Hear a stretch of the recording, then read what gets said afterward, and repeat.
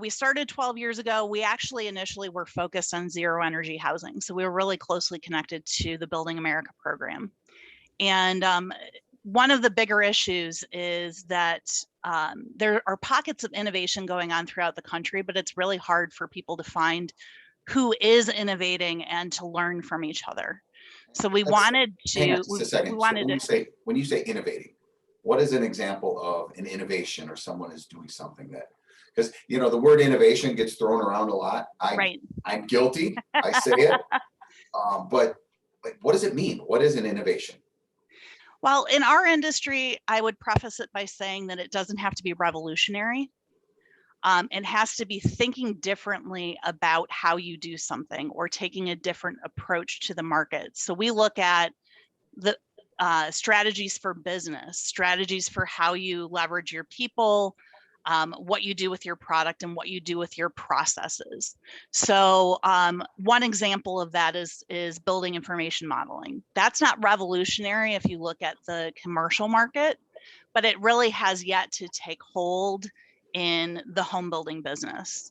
And really, we see innovation as connecting the dots with people, partnerships, and processes to help drive greater efficiency. So it might be a business efficiency play. It might be a better experience for your customer. It might be a much better product that you're delivering. It might be a much more efficient process. It might even cut down on the cost ultimately of what you're delivering as well.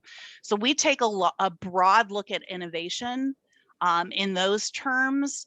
And really, as I step back and say, what can help a building company or a developer be a better business and deliver a better product?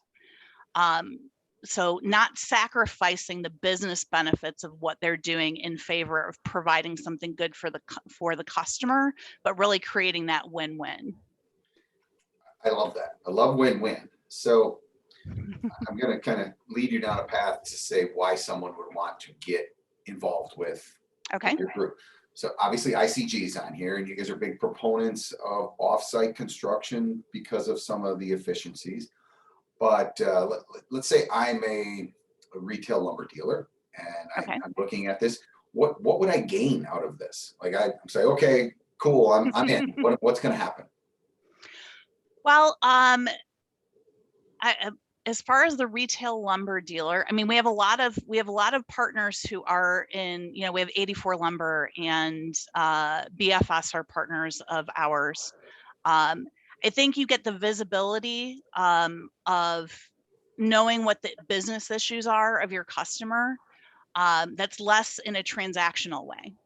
So we do have lots of conversations about supply chain and the issues that our builders and developers are facing, and it gives people a different forum in which to provide solutions and to learn more about what the problems are that their potential customers are facing.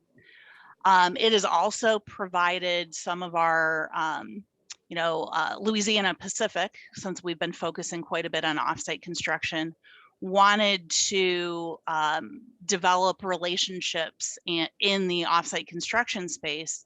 And through participating with us, we led them to Integra, the offsite manufacturer that's got a plant out in California, and helps them facilitate a partnership. So we introduced them to a capital partner, LP and Integra, and between them, they developed the deal, and now LP has a stake in what Integra is doing, and it's giving them even more visibility into what's going on in the offsite construction space. So what you just said is what I find most valuable. It's the forum that you get into and these calls, and you meet other people. Like you can just sit back and listen, which information is king, right? So you can hear what other people are doing, like the LP and Integra, and you can also get connected and start a relationship and a conversation with someone at these calls, which I've done already. I mean, for Absolutely. us,